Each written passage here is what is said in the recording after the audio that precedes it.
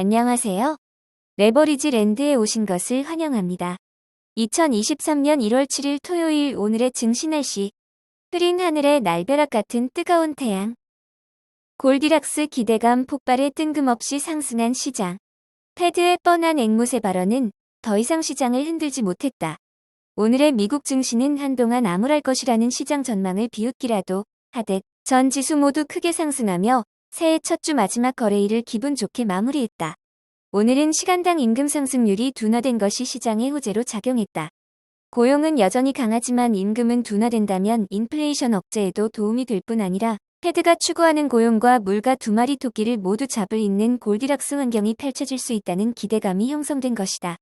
이제 S&P 500은 한순간에 공식 하락장 마이너스 20%대를 탈출하였고 나스닥과 필라델피아 반도체도 크게 반등 전환하며 지긋지긋한 고점 대비 하락률 마이너스 30%대 구간 탈출에 대한 기대감을 불러일으키고 있다.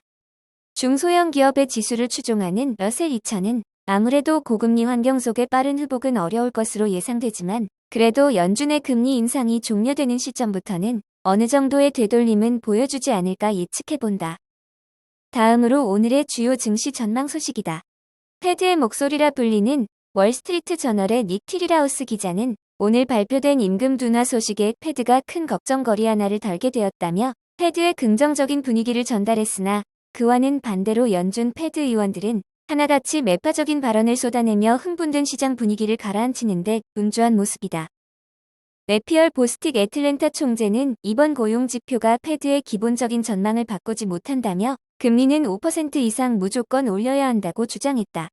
에스더 조지 캔자스시티 총재와 리치몬드 연은 총재 토마스 바킨 역시 인플레이션은 매우 높은 상태이고 오래 유지될수록 비싼 대가를 치러야 할 것이라며 긴축의 고삐를 풀어서는 안 된다며 1970년대 인플레이션 전투 때의 실수를 반복해서는 안 된다고 강조했다.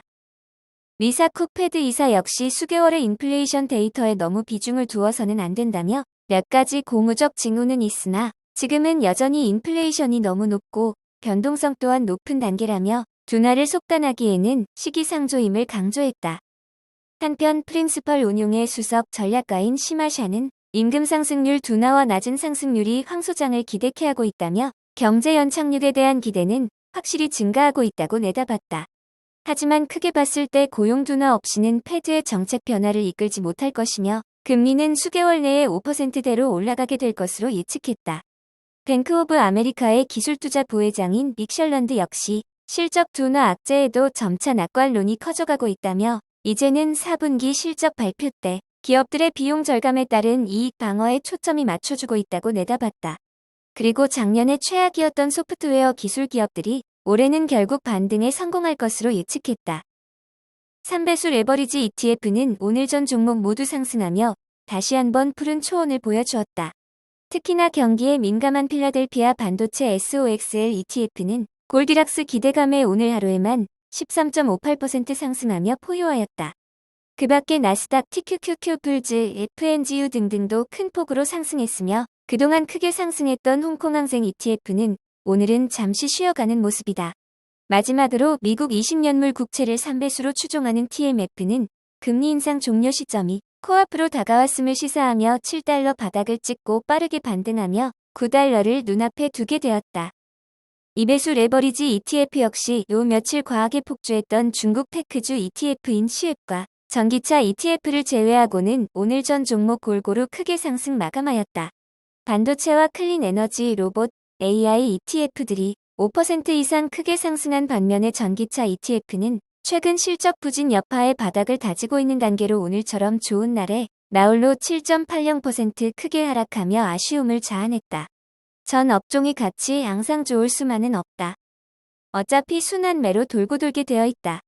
전기차의 미래를 확신하는 투자자라면 지금이야말로 테슬라, 리비안, 루시드 등등의 혁신 전기차 종목들을 저가에 매수할 수 있는 최고의 기회가 눈앞에 펼쳐지고 있는 것이 아닐까? 3배수를 역으로 추종하는 고버스 ETF는 연준의 패드 의원들이 시장을 멱살 잡고 끌어내리고 있는 가운데 그 약발이 다 떨어져가며 임금 상승률 둔화 지표 충격에 전 종목 하락 마감하였다. 이제 고버스 투자자들은 다음 주 패드의 큰형님 연준 파월 의장이 등판해 시장을 다시 한번 쑥대밭으로 만들어 주기를 기대하고 있는 눈치이다. 오늘의 추천 종목은 바이오 관련 종목인 인비비드이다. 인비디드는 최근에 코로나19를 포함한 감염성 질환의 임상 개발을 가속화하기 위해 인구보건 파트너와의 파트너십을 발표하였다. 인비디드는 임 구글에서도 투자하고 있어 화제가 된 회사로 심각한 바이러스성 호흡기 질환으로부터 인류를 보호한다는 사명을 띠고 있는 임상 단계 바이오 의약품 회사이다. 국내 투자자들에게는 다소 생소할 수 있는 임상 의약품 기업인 인비디드 주식회사를 오늘의 텐버거 후보 종목으로 추천한다. 경기 침체 여파 속의 기업들의 실적 발표를 앞두고 실적 미스에 따른 주가 폭락을 걱정한 투자자들은 지금 보유 중인 주식을 내다 팔아야 할지 추가 매수해야 할지 머릿속이 복잡하다. 경기 침체는 실제로 겪고 나서 최소 6개월 후에나 침체였음을 알 수 있으며 용어만 있을 뿐 사실 그 실체는 존재하지도 않는다. 간단히 말하면 다 갖다 붙이기 나름인 것이다. 언론에서 힘들다고 하면 힘든 것이고 견딜만 하다면 견딜만 한 것이다. 전망이 어둡다면 어두운 것이고 매우 밝다면 갑자기 밝아지는 것이 경제 전망이다. 언론과 경제 전문가 예측에 너무 휘둘리지 말자. 앞으로 어떻게 될지는 아무도 모른다. 다만 확실한 것은 2022년에 주식시장이 참 많이 안 좋았다는 것이고 역사적으로 2년 연속 하락했던 해는 드물다는 사실이다. 다만 우리는 큰 하락 뒤에는 반드시 더 큰 상승이 찾아왔던 반복된 주식시장의 사이클을 기억할 뿐이다. AMD의 CEO인 아수사가 어제 말했듯이 이제 AI 시대가 코앞에 다가왔다. 경기 침체 이슈는 지금 코앞의 문제일 뿐이며 투자자라면 좀 더 큰 그림을 그리고 더 긴 미래를 예측하고 투자해야 할 것이다. 주식이 수학 공식처럼 딱 부러지게 단순했다면 알고 긴다는 경제 전문가들이 모두 부자가 되었어야 하는데 실상은 그렇지가 않다. 워런 버핏이 말했다. 모두가 두려워할 때 욕심을 부려야 하고 다른 사람들이 탐욕을 부릴 때 두려워하라고.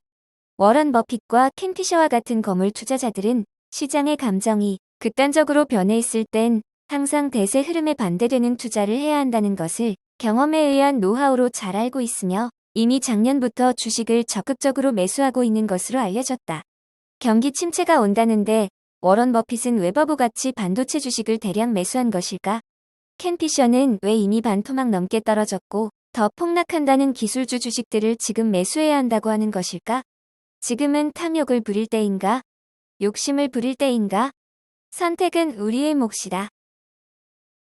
오늘 이모인 저와 함께한 시간 어떠셨나요?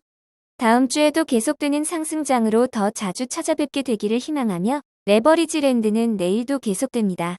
영상이 도움이 되셨다면 구독, 좋아요, 알람 설정 부탁드려요. 감사합니다. 행복한 주말 되세요.